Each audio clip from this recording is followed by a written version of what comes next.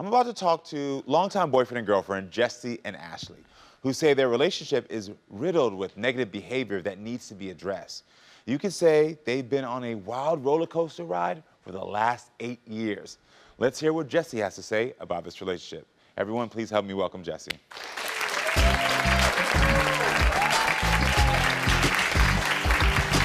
How you doing, man? Good to meet you, brother. Good to see you. So, Jesse, I hear that you're known as the Carnival King. Where did you get that name from? Tell me about that. I worked at the Carnival for 10 years, over a decade. I was a ride superintendent. I was kind of a big deal. Okay. Yeah. You know, in a small world, it's, then I came to the real world after the Carnival, and I wasn't such a big deal anymore. But you're still a big deal to us. Yeah, thanks. Yeah. But that's where I met Ashley at. She was my last season out there. We were wrapping up. My company was closing down, and that's where I met Ashley. She was, we loved at first sight, man. I walked around the corner of the bunkhouses, and I saw these little shorts, and she was putting up a garden hose, and I saw that ass, man, and I fell dead in love. Right then, it was real. That's a recurring thing. You see that? Yeah. Hey, I see it. Yeah. So how's your relationship been since then? It's been tumultuous, to say the least. I mean, I love her. I love Ashley with all my heart. Yeah. We just come from really different worlds. We were raised a lot differently, and we have a lot of different values, and just the way we go about things and communication styles, mainly. We're just so far apart on that, and it's hard to have any kind of conversation about anything sensitive. And there's a lot of hurt. There's a lot of trauma in our past. You know what I mean? And it's. I truly believe. I know that I really want to move forward and continue. We have 2 beautiful children, you know, and that are my world. So I want to know, why have you broken up? Because I hear the communication issues, but why have you broken up? Well, drugs have been a part of our relationship. It was for a long time. I'm recently sober, 6 months. Congratulations. So that's a long time for me. It's been a 25-year battle for myself. Ashley's had some similar issues. So at first, a lot of it was over that type of thing, drugs. So when you met, you were both on drugs? Yes. Okay. I was pretty bad at it. Are you still living together today? No, I live about 30 miles away. I have my own little apartment. I had gone to rehab, and I got out, and then I went to a transitional housing just to kind of reassimilate back into just life, and learning how to deal with things on a sober level. And so we've been apart since before I went to rehab, since when we split. And so we're trying to get the things back on track. You know, she's got this great job opportunity coming up, and we want to get back in the same household. And I don't want to see my kids, like I heard you say about your growing up. That's my concern, is my children, you know, and how this affects them, seeing us fuss and fight and carry on like that. I wasn't raised like that. That was not a part of my household. Yeah. And I understand the effects and that it's going to have on my kids, man. And I'm not willing to compromise my children's well-being and peace of mind for anything. Well, I want to know, because it sounds like you're a real family man, what do your kids mean to you? The world. They're what got me on track. I've had a lot going on. Let me backtrack real quick. In 2001, my first marriage, I had a son, and he passed away when he was 3. Sorry. And that really obviously affected me deeply. And, God gave me the opportunity to have children again. And I'm just not willing to do anything that I can have anything to do with that's going to hurt them and I have been a drug addict and fighting with their mom, being in and out of their lives. That affects them tremendously. And, I'm not willing to do that anymore. Kill somebody. Good. I mean, one of the things that I appreciate about you is that even through the trauma of losing a child, which I'm so sorry, you have these other children, and you're recognizing that you want to be better for them. Absolutely. Because you know that you can. I want to know, in that time period when you were together and the drugs were involved, was there cheating involved? Yes, there was a lot of infidelity involved. Yes. On both sides, or you're just your side? On both sides. Well, you know, Jesse, Ashley's the one who called my show and asked for help. So she's saying that when you're together, that you don't take accountability, which is a bit of a different story than what you're telling. Yeah.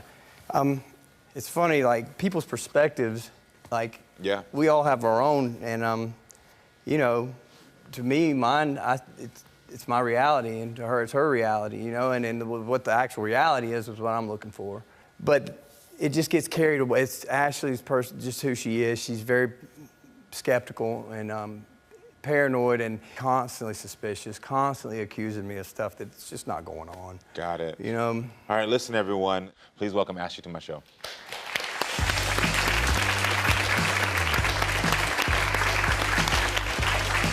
Hi, how are you doing? Hi. Take a seat for me. How's it going? It's good, it's good. Good, good. So, Ashley, first things first. You were hearing everything that Jesse had to say backstage. I was. And how do you feel about it? I'm very annoyed because you talk about paranoia. Paranoia is the exact last thing. It is narcissism, and it is just the fact that you see a way to make me feel bad about myself. You see it as a way to make me carry on you have me to the point where I am questioning my sanity. You making me think that maybe I really am mentally ill. You sit here and you mumble stuff under your breath, and then when I ask you what it is that you say, all of a sudden we've turned into a huge fight. You know, I mean, you should see me as the mother of your children. It's not a game, Jesse. It's my life, and it hurts when you do that stuff. Jesse, how do you feel about what you're hearing here? I'm not trying to be that way. If I come off like that, then you know, it's not intentional. Do you feel like Jesse listens to you? No, I don't. I don't at all. I feel like I'm always the one giving in. You know, I was thinking backstage, in all of our relationship, I don't remember you one time ever being the one to say you're sorry. Ever. Is that true? I doubt it. No, that's just kind of like, it's just what, I don't know. I feel like it's what you choose to remember. It's just the negative sticks out to you a lot. I definitely apologize. I feel like I come back, Of course he apologizes now, but for what? No, I'm saying in the past I have as well, plenty of times. I mean. Do you feel that Jesse manipulates you? Yes, In I what do. way? Well, for example, you know, like the biggest thing to me that stands out the most, that aggravates me the most, is muttering crap under your breath. If you have something to say to me, look at me like a man and say it to me. Don't sit here and try to make me think I'm crazy because I heard what I heard. And so now that you're living separately, correct? Yes. How does that make you feel? It kills me. You know, we have 2 babies at home together that love us both. But there are certain things that I need a certain amount of respect for, you know? I mean, I'm a mom. I'm sure anybody could relate to that. How is Jesse with the kids? They love him so much. And you know, Jesse did lose a child at you know, very young in life. And I don't understand that. And I don't know what that's like. And so there are times that I probably am like, you know, that's so silly. But looking back, I'm sure there's a reason for that. Like, so if he's having an emotional breakdown about it? No, like helicopter dad. I don't know if you've ever heard that expression. He is definitely a helicopter dad. And I used to fuss at him for that. You know, I mean, just back off. Let him do the thing. So what? They fell. Let him pick up. But, you know, I'm sure that there's hidden emotion behind that. Is there hidden emotion behind that? Why you're so protective of your kids? But it's not really hidden. It is that. You know, I worry about every move they make. I worry about every breath they take, especially when I'm not there. You told my producers that Jesse destroyed your car.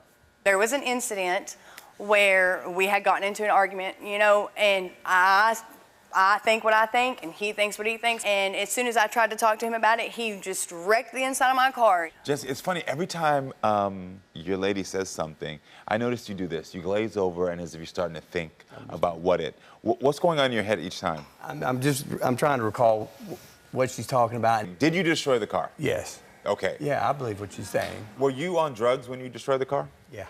Okay. Yeah. Yeah. Ashley, tell me about your history with drug addiction.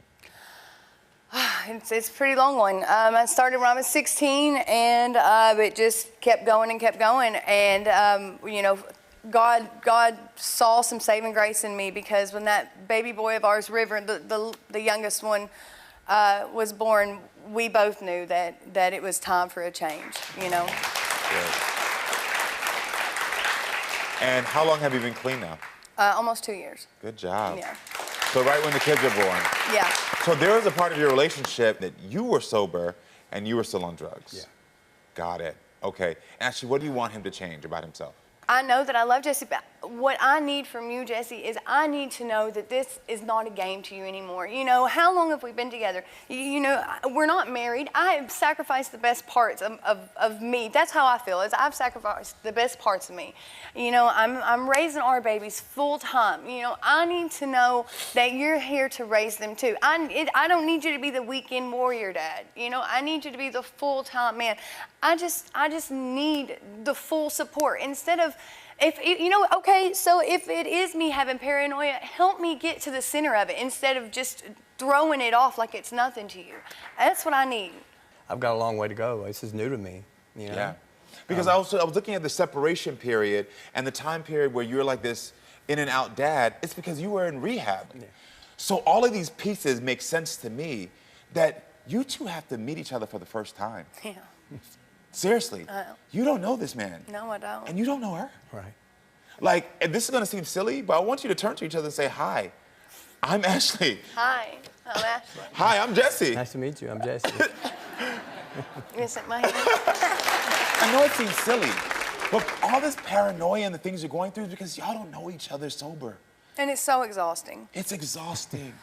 And I know that weight on you of holding your family together for 2 years while the man you love was still on drugs was hard. Because I'm sure it was tempting for you to want to go back to drugs. I mean, I'm sure it was hard for you to have to explain to your kids why their behavior was erratic, while dad is gone. That I'm sure you are tired. I am so tired. I know you are. And I know that you are sad because you made her this tired. And I know that you're sad after hearing that you lost your first child, that your children are going through this. But you two have to take all that other stuff from the past, and unfortunately, you're gonna have to find a way to release it. We can't communicate at all right now. Yeah. And the reason you can't communicate at all is because you were still talking to a drug addict, and he's now trying to talk to you as someone who's sober, and he's playing catch up. You're gonna have to be patient, because I can tell you're willing. And this sobriety journey for you is gonna be a tough road. Yeah. But you have a supportive woman, and I do believe you wanna be better for your kids. But when she's saying to you how she feels, instead of sitting quiet, you have to just acknowledge. So when she said earlier, like, you never said, I'm sorry, you gotta say, you're right. If you really wanna fix this relationship, you have to own it. There was things that you couldn't see when you were in your cloud of drugs that she's telling you affected her in a negative way. So when she says, this happened, what are you gonna do? I'm gonna acknowledge it. Perfect.